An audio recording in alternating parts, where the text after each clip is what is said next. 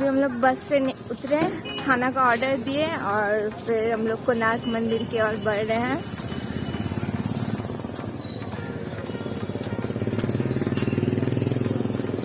हम लोगों के साथ टूर गाइड है जो सब कुछ इंस्ट्रक्शन दिए जा रहे हैं। मेरे हिसाब से आपको यहाँ टूर गाइड बुक कर ही लेना चाहिए, शायद वो एक तरह से सस्ता भी होगा और ऊपर से आपका टाइम में तो एक दिन में आप सब कुछ घूम पाओगे। नहीं तो आपको टाइम भी बहुत लगेगा, खुद से आओगे तो फिर ज़्यादा ट्रांसपोर्टिंग में बहुत ज़्यादा खर्च हो जाएगा। तो आप टूर गाइड करना, वही शायद सूटेबल रहे, मेरे हिसाब से तो वही ठीक है। और टूर गाइड और टूर बुक करने से और एक फ़ायदा है, आपको कहाँ कहाँ जाना है, कहाँ रुकना है, वो सब कुछ वही बताते हुए जाएंगे, तो आपको कोई परेशानी होने का दिक्कत नहीं है। बस यही है कि टाइम थोड़ा कम मिलता है, तो वो एडजस्ट कर लेंगे। आप बाहर घूमने आए हो, कितना देर ही घूमोगे, ज़्यादा ज़्यादा 1 घंटा 2 घंटा, उतने में तो बोर हो ही जाओगे। तो हमने तो टूर गाइड किया था, आप आ रहे हो तो देख लेना। और अननोन प्लेसेस पे अगर कोई बताने वाला हो कि यहाँ जाना वहाँ जाना घूमने के लिए, तो वो बेस्ट रहता है। तो अभी कोणार्क मंदिर की तरफ बढ़ ही रहे, रास्ते में ही हूँ। कोणार्क मंदिर के रास्ते में शायद बस अलाउ नहीं है, हम लोग बहुत दूरी बस से उतरे और फिर हम लोग पैदल जा रहे हैं कोणार्क मंदिर के अंदर।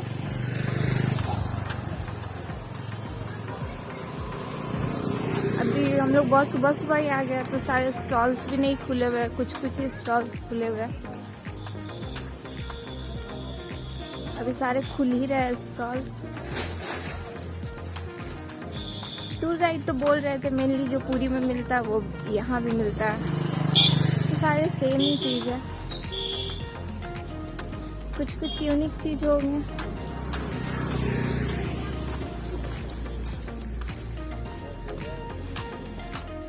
यहाँ पे कुछ कुछ स्टॉल्स खुले हुए हैं, तो मैं आपको रास्ता दिखाते हुए जा रही हूँ।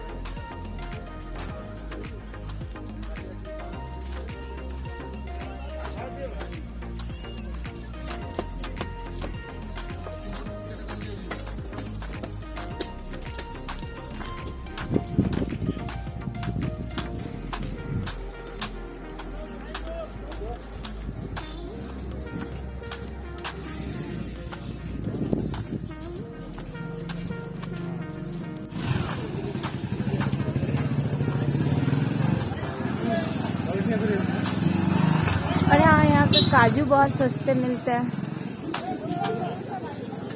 काजू जो 1000 रुपीज़ मिलते हैं बिहार झारखंड में, यहाँ पे 500 रुपीज़ kg मिलते हैं।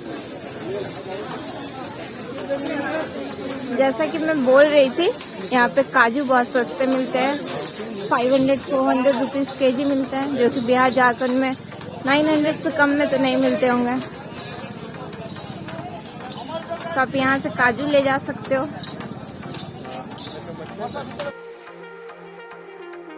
उड़ीसा के पुरी में भगवान सूर्य को समर्पित है कोणार्क मंदिर। कोणार्क शब्द कोण और अर्घ शब्द से मिलकर बना। इतिहासकार मानते हैं यह मंदिर 750 साल से भी ज़्यादा पुराना है, जिसका निर्माण कंग वंश के राजा नरसिंहदेव प्रथम द्वारा करवाया गया था। उड़ीसा राज्य में ये एकलौता ऐसा ऐतिहासिक स्मारक है जिसे 1984 में यूनेस्को वर्ल्ड हेरिटेज साइट में शामिल किया गया था। मंदिर के काले रंग के लिए इसे ब्लैक पगोड़ा भी कहा जाता है। अबुल फैजल ने आईने अकबरी में कहा है कि राजा ने पूरे 12 साल के राजस्व को मंदिर के निर्माण में ही लगा दिया था। इसीलिए मंदिर को पूर्व दिशा की ओर ऐसे बनाया गया है कि सूरज की किरणें सीधे मंदिर के ऊपर ही गिरती है। कलिंग शैली में बनी इस मंदिर की संरचना रथ के आकार की है। इस रथ में कुल 12 जोड़ी पहिए हैं। एक पहिया का डायमीटर लगभग 3 मीटर का है। यह पहिया मंदिर का मुख्य आकर्षण है क्योंकि यह पहिया घड़ी की तरह समय बताने का काम करती है। इसीलिए इन पहियों को धूप घड़ी भी कहा जाता है। इन पहियों को आप 10 रुपए के नोट में भी देख सकते हैं। इसके साथ ही इस रथ में 7 घोड़े भी हैं जिनको सप्ताह के 7 दिनों का प्रतीक माना जाता है। प्रवेश द्वार पर एक और चीज़ बनी है, मूर्तियाँ।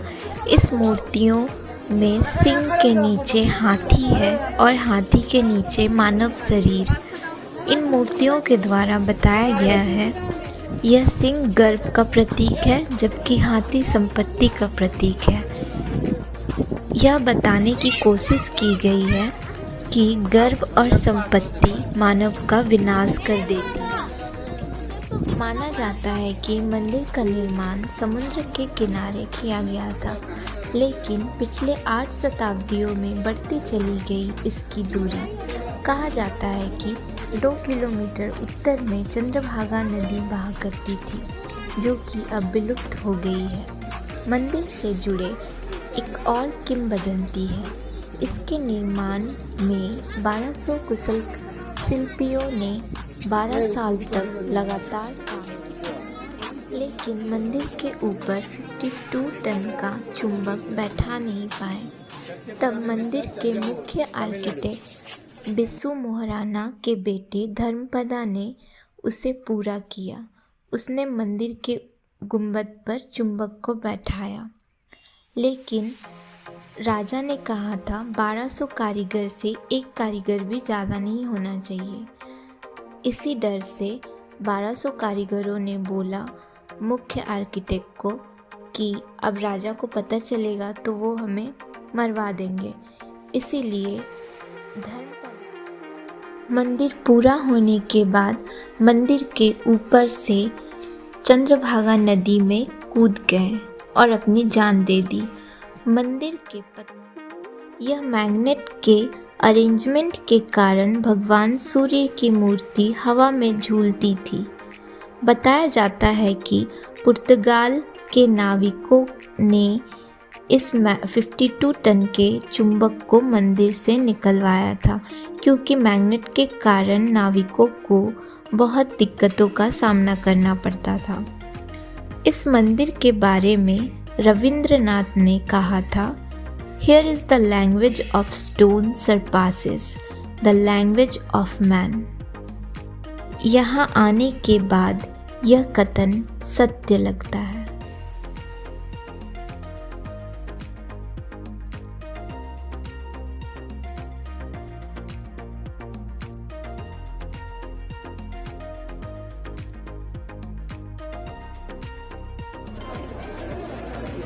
यहीं पे कोणार्क मंदिर के 4 स्तंभ है। मैं अभी अंदर जाके आप लोगों को दिखाती हूँ।